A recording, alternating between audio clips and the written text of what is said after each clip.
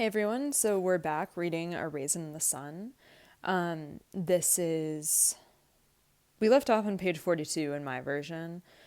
Mama had just talked about how she and Walter Sr. had gotten into the apartment that the whole family is currently in because as like a temporary home. And then they were saving up for a house, trying to set away a little bit of money at a time. And it never worked out. They never moved out of the apartment. Ruth keeps calling the apartment a rat trap. And so, yeah, so she's disappointed. We left Mama with saying, Lord, child, you should know all the dreams I had about buying that house and fixing it up and making me a little garden in the back. She waits and stops smiling. And didn't none of it happen? Dropping her hands in a futile gesture. So in a gesture of, like, giving up. Ruth keeps her head down, ironing. Yes, life can be a barrel of disappointments sometimes. And a barrel of means life can be full of disappointments. That's what a barrel of means. Mama, honey, Big Walter would come in here some nights back then and slump down on that couch there and just look at the rug and look at me and look at the rug and then back at me, and I know he was down then, really down. After a second, very long and thoughtful pause, she is seeing back to times that only she can see. And then, Lord, when I lost that baby, little Claude, I almost thought I was going to lose Big Walter too. Oh, that man grieved himself. He was one man to love his children. Ruth, ain't nothing can tear at you like losing your baby. Mama, I guess that's how that man finally worked hisself to death like he done, like he was fighting his own war with this here world that took his baby from him. Ruth, he sure was a fine man, all right. I always liked Mr. Younger.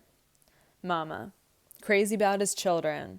God knows there was plenty wrong with Walter Younger, hard-headed, mean, kind of wild with women, plenty wrong with him, but he sure loved his children, always wanted them to have something, be something. That's where brother gets all these notions, I reckon. Big Walter used to say, he'd get right wet in the eyes sometimes, lean his head back with the water standing in his eyes and say, seemed like God didn't see fit to give the black man nothing but dreams. But he did give us children to make them dreams seem worthwhile. She smiles. He could talk like that, don't you know? Ruth, yes, he sure could. He was a good man, Mr. Younger. Mama, yes, a fine man. Just couldn't never catch up with his dreams, that's all. Beneatha comes in, brushing her hair and looking up to the ceiling where the sound of a vacuum cleaner has started up. Beneatha, what could be so dirty on that woman's rugs that she has to vacuum them every single day? Ruth, I wish certain young women round here, who I could name, would take inspiration about certain rugs in a certain apartment I could also mention. Beneatha, shrugging. How much cleaning can a house need, for Christ's sake? Mama, not liking the Lord's name used thus. Benny. Ruth, just listen to her, just listen. Beneatha, oh God. Mama, if you use the Lord's name just one more time. Beneatha, a bit of a whine. Oh, Mama. Ruth, fresh, just fresh as salt, this girl. And that means that Ruth thinks that Beneatha is being disrespectful. Beneatha, dryly, well, if the salt loses its savor. Mama, now that will do. I just ain't got to have you round here reciting the scriptures in vain, you hear me? So, and that means Mama doesn't want Beneatha quoting the Bible to support something that isn't right. Beneatha, how did I manage to get on everybody's wrong side by just walking into a room? Ruth, if you weren't so fresh. Beneatha, Ruth, I'm 20 years old. Mama, what time you be home from school today? Beneatha, kind of late, with enthusiasm. Madeline is going to start my guitar lessons today. Mama and Ruth look up with the same expression. Mama, your what kind of lessons? Beneatha, guitar. Ruth, oh, Father. Mama, how come you done take it in your mind to learn to play the guitar? Beneatha. I just want to, that's all. Mama, smiling. Lord, child, don't you know what to do with yourself? How long is it going to be before you get tired of this now, like you got tired of that little play acting group you joined last year? Looking at Ruth, and what was it the year before that? Ruth, the horseback riding club for which she bought that $55 riding habit that's been hanging in the closet ever since. So they're saying that Beneatha, basically, she's flighty. She goes from one thing to another. She's like, oh, I like horseback riding. I'm going to devote a whole lot of time to this. And then she's like, never mind. And then she did the same thing with like an acting group that she got involved with. And now they're afraid she's also going to do that with guitar. And she spends all this money that she could be using for something useful for these things that she never follows through with. Mama, to Beneatha, why you got to flit so from one thing to another, baby? Beneatha, sharply, I just want to learn to play the guitar. Is there anything wrong with that? Mama, ain't nobody trying to stop you. I just wonder sometimes why you has to flit so from one thing to another all the time. You ain't never done nothing with all that camera equipment you brought home. Beneatha, I don't flit. I experiment with different forms of expression. Ruth, like riding a horse. Beneatha, people have to express themselves one way or another. Mama, what is it you want to express? Beneatha, angrily, me. Mama and Ruth look at each other and burst into raucous laughter. Don't worry, I don't expect you to understand. So they start laughing. So they laugh loudly and wildly. That's what raucous laughter, it's loud and wild. Mama, to change the subject, who you going out with tomorrow night? Beneatha, with displeasure. George Murchison again? Mama, pleased. Oh, you getting a little sweet on him? Ruth, you ask me. This child ain't sweet on nobody but herself. Under her breath, express herself. They laugh. Beneatha, oh, I like George all right, Mama. I mean, I like him enough to go out with him and stuff, but... Ruth, for devilment, what does and stuff mean? Ruth is implying that, like, they're sexually involved with each other, and Beneatha's not having any of that. Beneatha, mind your own business. Mama, stop picking at her now, Ruth. She chuckles then, a suspicious sudden look at her daughter as she turns in her chair for emphasis. What does it mean?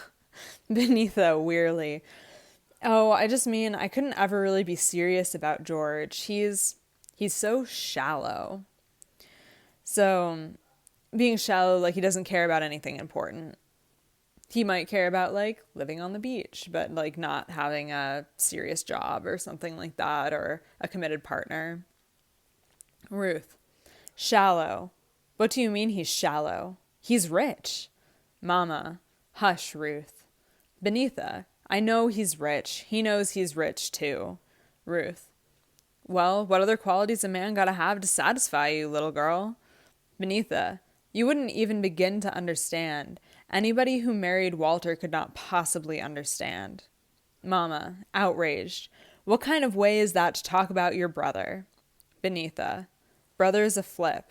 Let's face it. Mama, to Ruth, helplessly.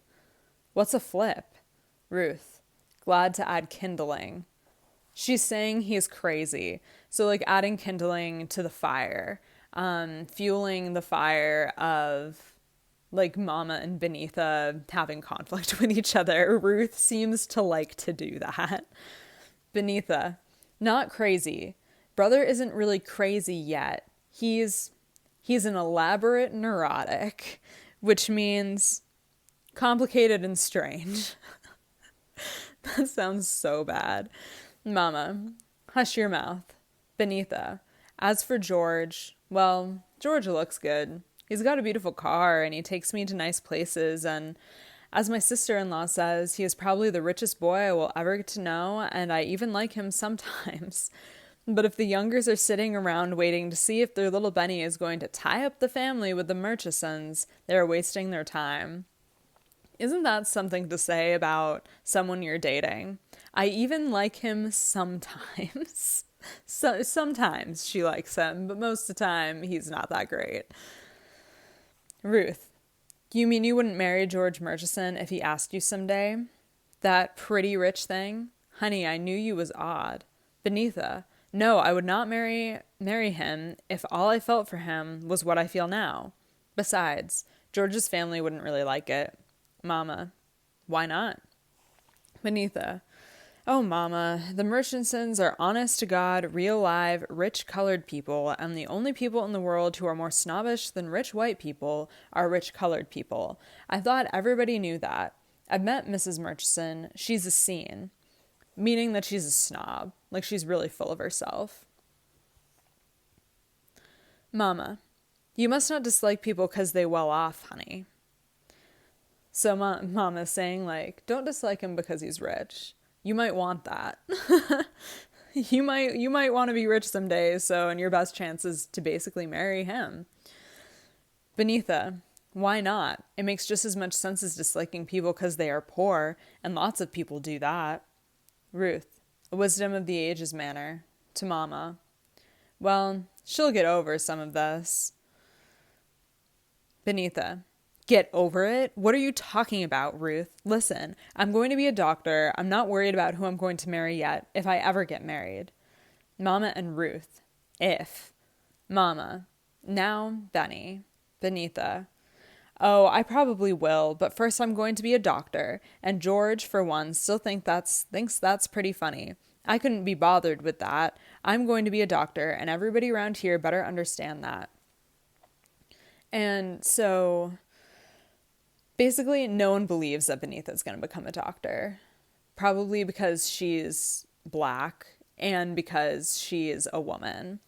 And even the person she's dating, George, isn't supportive of it. He makes fun of her just like everybody else does.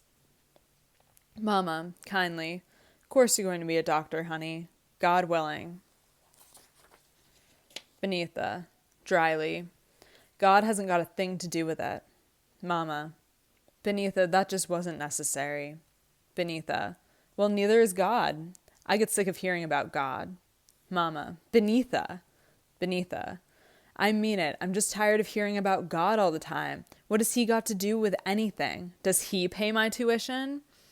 Mama, you about to get your fresh little jaw slapped. Ruth, that's just what she needs, all right. Benitha, why? Why can't I say what I want around here like everybody else? Mama, it don't sound nice for a young girl to say things like that. You wasn't brought up that way. Me and your father went to trouble to get you and your brother to church every Sunday. Benitha, Mama, you don't understand. It's all a matter of ideas, and God is just one idea. I don't accept.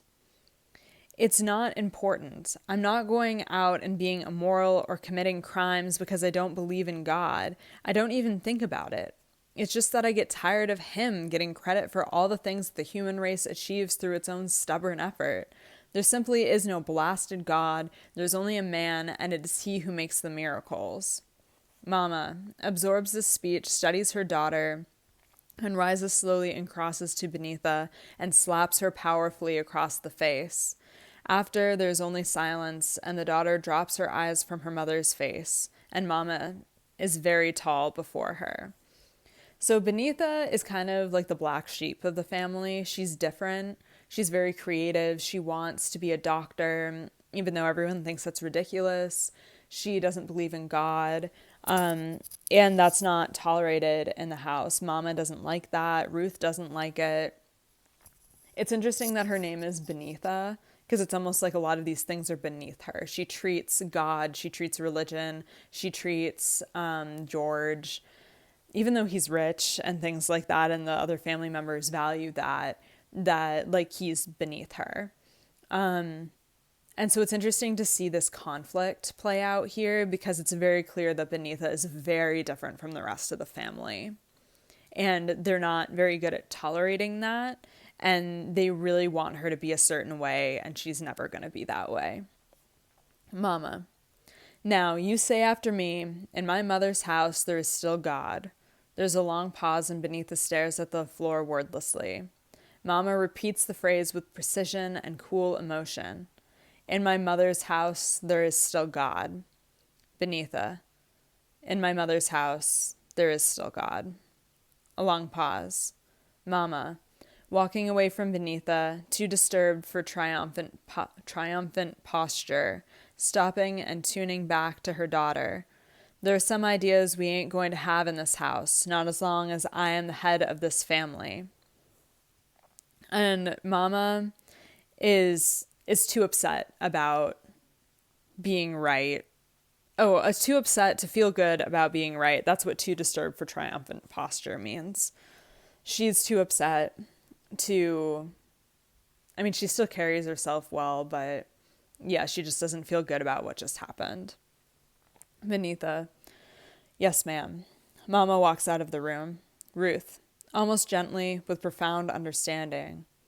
You think you a woman, Benny, but you still a little girl. What you did was childish, so you got treated like a child. Benita. I see. Quietly. I also see that everybody thinks it's all right for Mama to be a tyrant, but all the tyranny in the world will never put a God in the heavens. She picks up her books and goes out. Pause. And tyranny, that's like a tyrant is someone who's really controlling, controls what other people do, controls what other people think. Ruth goes to Mama's door. She said she was sorry. Mama, coming out, going to her plant. There's the plant again. Remember, I mentioned that in the worksheet. They frightens me, Ruth. My children. Ruth, you got good children, Lena. They just a little off sometimes, but they're good.